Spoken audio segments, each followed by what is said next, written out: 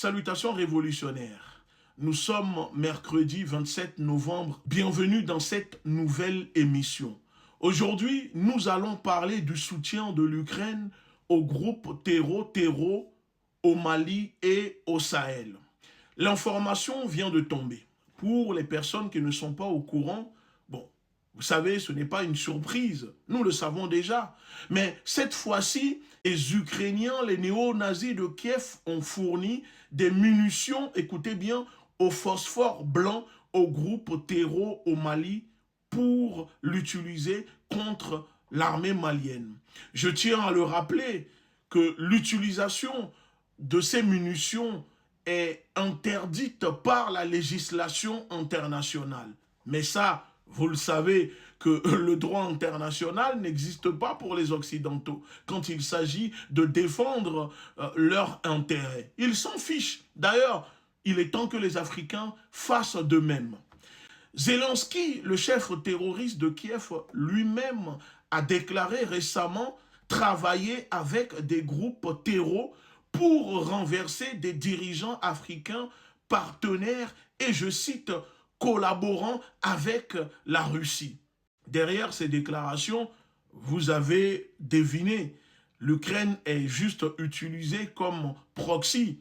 Ceux qui sont derrière ces actions, c'est le pouvoir anglo-saxon, les États-Unis, la Grande-Bretagne et leurs alliés, France, etc. Cher peuple, face à ces multiples attaques et soutiens à des groupes armés terreaux qui déciment les populations sur notre continent, que devons-nous faire? Que devons-nous faire? Devons-nous continuer à rester les bras croisés, subir et ne pas réagir? Non, cher peuple d'Afrique. Au risque de me répéter une nouvelle fois, comme je le fais depuis des mois, souvenez-vous, bien avant les premiers soutiens des Ukrainiens au groupe terreau du CSP au Mali contre l'armée malienne et leurs partenaires russes au nord du pays. Je le dis encore une fois, nous devons activer le mode offensif. Cessons de subir et d'être passifs. Ils sont en guerre contre nous. Ils sont en guerre contre l'Afrique. Ils sont en guerre contre les populations africaines. L'Afrique doit se défendre par tous les moyens possibles, avec toutes les forces possibles. Nous devons, à notre tour, lancer des vagues d'action contre les intérêts ukrainiens et exiger la fermeture des représentations diplomatiques de l'Ukraine en Afrique avant qu'il ne soit trop tard. En effet, vous le savez, derrière ces déclarations se cache la vérité. Une vérité que l'Occident nie.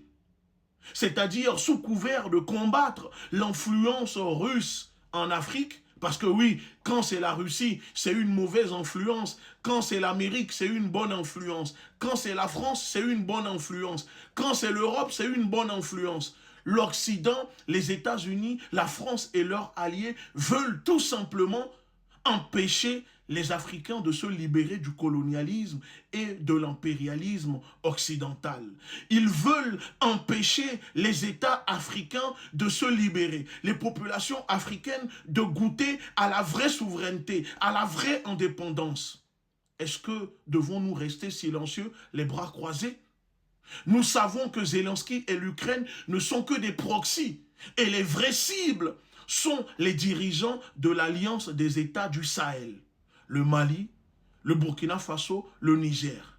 Ils veulent renverser les dirigeants souverainistes Ibrahim Traoré, Assimi Goïta et le général Tiani qui empêchent le plan, l'agenda occidental de se déployer en ce moment au Sahel.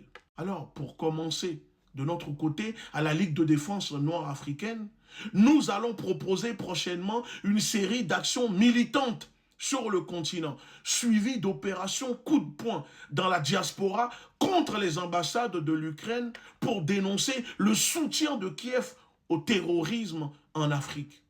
Parce que ce qui se passe, cette guerre géopolitique qui se joue en ce moment, c'est une guerre de survie pour les peuples opprimés du monde. C'est une guerre de survie pour le continent africain. Parce que la victoire de la Russie sera la victoire du continent africain, des peuples opprimés. La défaite de la Russie sera la défaite pour les peuples opprimés et pour le continent africain. Chers peuples d'Afrique, chers dirigeants d'Afrique, pour une fois, soyons du bon côté de l'histoire. Choisissons nos vrais amis, nos vrais alliés, nos vrais partenaires. La Russie a déjà démontré, pas une fois, pas deux fois, depuis les luttes indépendantistes, la Russie a toujours soutenu nos devanciers, que ce soit pour l'indépendance de l'Angola, contre l'apartheid en Afrique du Sud, pour l'indépendance du Cap-Vert et de la Guinée, le soutien aux révolutionnaires Amilcar Cabral, le soutien pour l'indépendance de la Mozambique, au Zimbabwe, aux indépendantistes du Cameroun. Et j'en passe, la liste est longue. La Russie s'est toujours tenue du bon côté de l'histoire africaine et du monde. Alors aujourd'hui, nous devons nous appuyer sur cette lutte multipolaire que la Russie est en train de faire pour briser l'hégémonie occidentale, briser les chaînes de l'impérialisme. Nous ne devons plus être spectateurs. Nous ne devons plus rester passifs. Regarder ces personnes nous dominer, nous exploiter, nous coloniser. Parce que n'oubliez pas une chose, le colonisé oublie son histoire, mais le colonisateur retient. Et le marabout qui donne la mort ne peut pas ressusciter.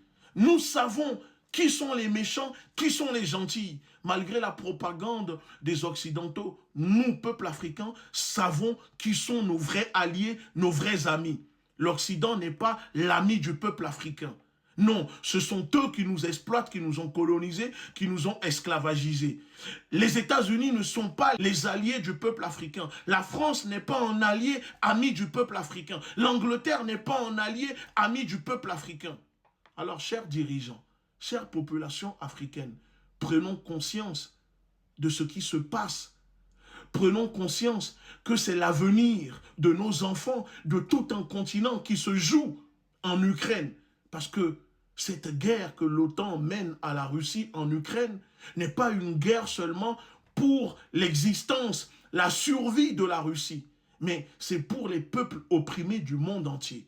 Parce qu'aujourd'hui, la Russie est la seule puissance qui soutient les mouvements panafricains, africains, qui soutient la lutte des peuples opprimés du monde entier contre l'hégémonie occidentale. C'est pour cette raison qu'ils veulent briser la Russie.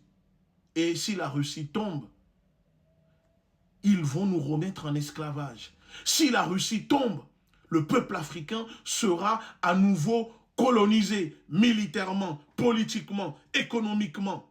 Alors, nous devons empêcher cela. Et pour faire cela, il faut rejoindre la résistance. Soyons du bon côté de l'histoire. Je finis cette émission en rappelant ceci. L'Ukraine est l'ennemi de l'Afrique, des populations africaines. Tout Africain qui compatit ou collabore avec l'Ukraine est l'ennemi de l'Afrique.